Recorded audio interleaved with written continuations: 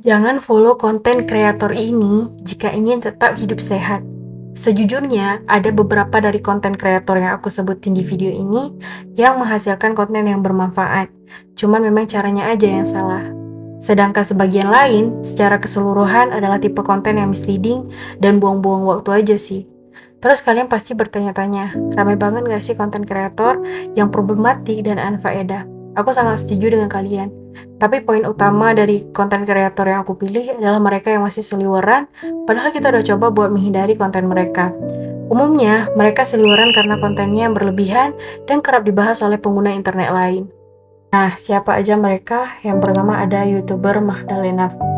Magdalena merupakan food vlogger dengan jumlah subscribers mencapai 4,23 juta. Kontennya didedikasikan untuk membantu para small business owner dalam mengexposure bisnis mereka.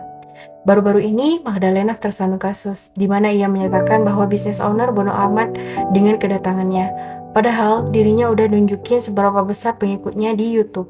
Dan dalam tanda kutip, dia punya power yang besar buat mempengaruhi bisnis mereka.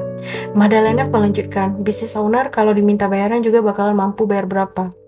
Attitude food vlogger semacam ini bukanlah hal baru. Seorang micro-influencer dengan followers 23.000 orang dari Melbourne mengajak kerjasama buat dapat makan secara gratis in exchange for social media post dengan bisnis owner di daerahnya.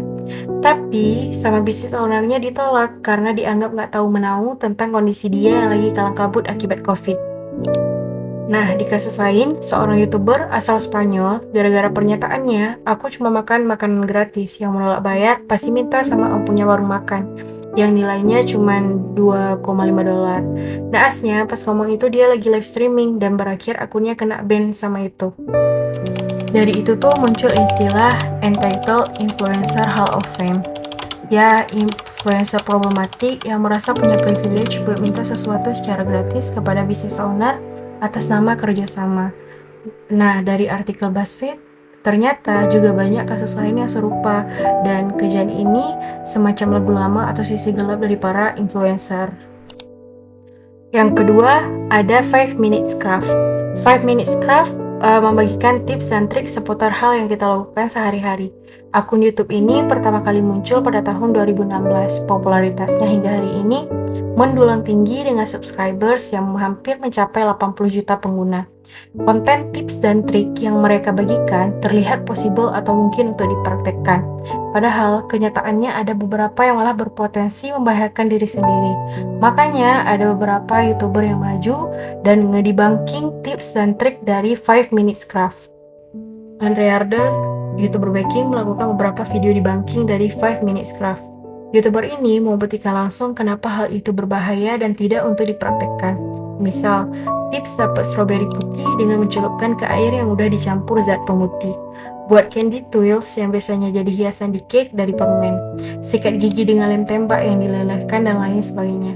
Dan konten debunking 5 Minutes Craft miliknya masih berjalan hingga saat ini. Riordan juga memberi himbauan untuk memastikan bahwa anak-anak tidak mencoba tips atau trik, bahkan resep dari 5 Minutes Craft di rumah. Yang ketiga, DBM. DBM merupakan konten kreator yang eksis hampir di semua platform sosial media. Jumlah followers mereka sudah tidak perlu diragukan lagi. Di TikTok, hampir tiap minggu ada 1 hingga 3 konten mereka yang tembus 1 juta views. DBM juga punya tagline, yaitu ditonton resah, tak ditonton penasaran. Ternyata DBM mengilhami tagline-nya dengan sepenuh hati. Makanya kadang langkah masak dari resepnya banyak yang unnecessary dan ngeselin. Video ini salah satu contohnya. Mereka menggunakan terlalu banyak mentega untuk 1 ekor ayam. Menggunakan cetakan yang sebenarnya nggak ada faedahnya juga. Nyari air minum buat masak nasi. Sesungguhnya aku tak mengerti intensi dari DBM. Nyari ide konten memang nggak mudah, tapi kalau gini ceritanya, Ain juga ikut kesel. Dan banyak orang di sekitarku yang juga mengakui kalau konten DBM susah dimengerti, di luar nalar, dan semoga hari mereka senin terus. Nah, mari lanjut nonton dengan seksama. Kalau mau nonton video lain, buka sosmed mana aja, tinggal ketik DBM di kolom pencarian. Pasti akun DBM langsung muncul. Dijamin. Yang keempat, Timothy Ronald. Timothy Ronald merupakan pemuda kelahiran 2000 yang menjadi salah satu founder dari Ternak Uang, platform edukasi investasi premium. Timothy Ronald memiliki 326 subscriber. Kontennya membahas seputar investasi dan juga motivasi untuk jadi kaya dengan mudah, yang menurut Timothy semuanya tergantung mindset. Baru-baru ini, Timothy juga menuai kritikan pedas dari netizen akibat pernyataannya, hingga ia dijuluki motivator kopi 80.000. Timothy mengatakan beli kopi seharga 80.000 di hotel bisa dapat insight tentang gimana mindset dan cara kerja orang kaya. Nah, pernyataan Timothy ini mungkin pernah dia terapkan atau dengar dari mana, tapi sebelumnya itu udah dijelaskan duluan atau dilontarkan duluan sama konten kreator yang juga seorang digital marketer bernama Imam Ghazi di salah satu video TikToknya. Di video yang sama, Timothy juga blunder soal belajar ngoding dan mudahnya dapat duit dari ngoding. Yang di-highlight di sini lebih ke cara Timothy ngomong, ngoding 30 menit selesai, yang lagi-lagi menuai kritikan. Sebenarnya nggak semua konten dia buruk, tapi kalau nonton mungkin harus lebih logis dan rasional. Sehingga kita bisa mempertanyakan kalau rekomendasi, motivasi, atau apapun yang dia sampaikan masuk akal nggak sih sebenarnya. Dengan begitu, kita bisa selektif untuk konsumsi kontennya Timothy. Hal ini juga berlaku untuk konten-konten lain yang akan kita tonton. Yang kelima, Baim Wong. Baim Wong salah satu selebritis ternama tanah air yang sudah berkiprah sejak tahun 2001. Baim Wong juga memiliki kanal YouTube yang bernama Baim Paula. Kontennya fokus pada membantu orang-orang yang kesulitan secara finansial.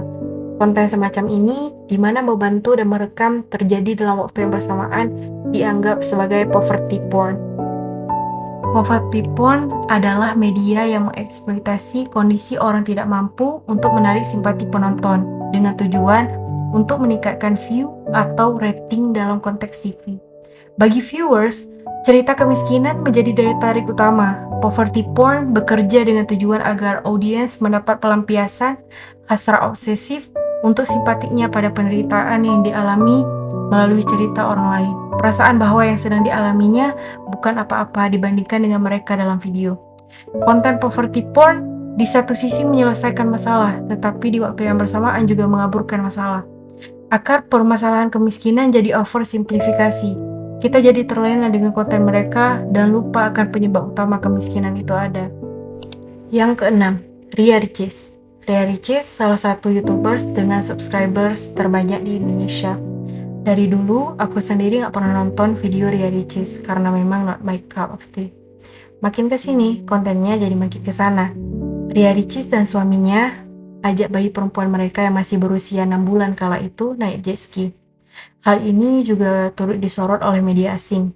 Anaknya digendong satu tangan oleh suami Ria Ricis, dengan tangan lainnya menyetir jet ski. Moana, bayi perempuan Ricis, juga tidak memakai life jacket. Sebagai nonton aja rasanya ngilu, takut bayinya kenapa-napa. Banyak pihak yang menyayangkan hal ini, hingga kemudian video ini di-take down dari akun YouTube Ricis. Konten Ria Ricis seperti makan apple sambil menyelam juga patut di-report. Di note ya kawan-kawan. Oke, next. Yang ketujuh, Poporozi. Poporozi merupakan tiktokers dengan konten lintas platform yang rawan diperbincangkan dan juga jadi meme. Personally, aku gak pernah nonton konten mereka dan tahu siapa mereka juga baru-baru ini dari tangkapan layar yang beredar di sosial media. Sepengetahuan aku, Poporozi adalah cowok dan sering dandan jadi cewek. Oke, mari kita lanjut. Berikut rentetan Poporozi and Faedah. Cekidot. Pertama, Popo masuk kamar mandi cewek. Rozi ditangkap usai hina pawai MTQ. Poporozi nikah dan mempermainkan agama. Ini gak lucu sama sekali. Mempermainkan agama untuk AdSense kayaknya udah layak di-cancel. Tapi masih banyak yang ngikutin dia.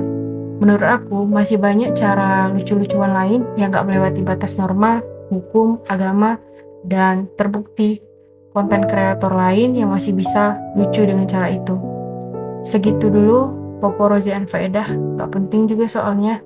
Dilanjutin juga ngabisin limit waktuku. Yang terakhir, Kim Yong Ho dari Garou Zero Institute. Bagi K-popers mungkin familiar dengan nama YouTuber ini.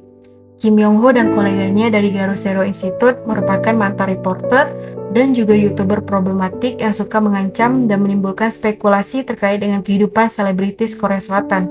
Jadi nggak heran kalau Kim Yong Ho kerap kali bermasalah dengan hukum. akibat penyebaran informasi palsu dan gosip tanpa dasar.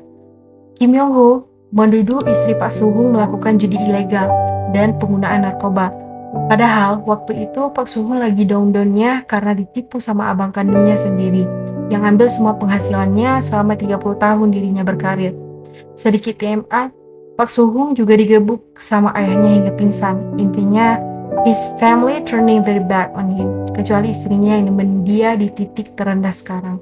Kim Yong Ho juga nyebar false rumor, mulai dari Han Ye-sul, Jo Ye-jung, Jun Ji-yeon, dan masih banyak lagi. Gak cuma di kalangan artis saja, tapi juga TV personality, idol, actor, komedian, atlet, hingga pejabat.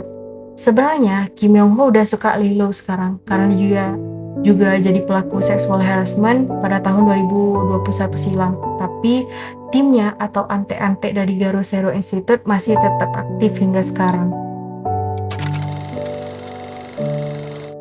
Terakhir, you are what on your watch list.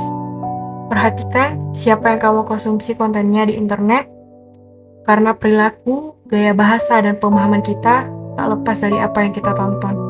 Naikkan kualitas referensi watchlist kamu supaya waktu yang kamu habiskan di sosial media tidak sekedar kegiatan melepaskan dopamin. Tiara di sini, sampai jumpa kapan-kapan. Piung!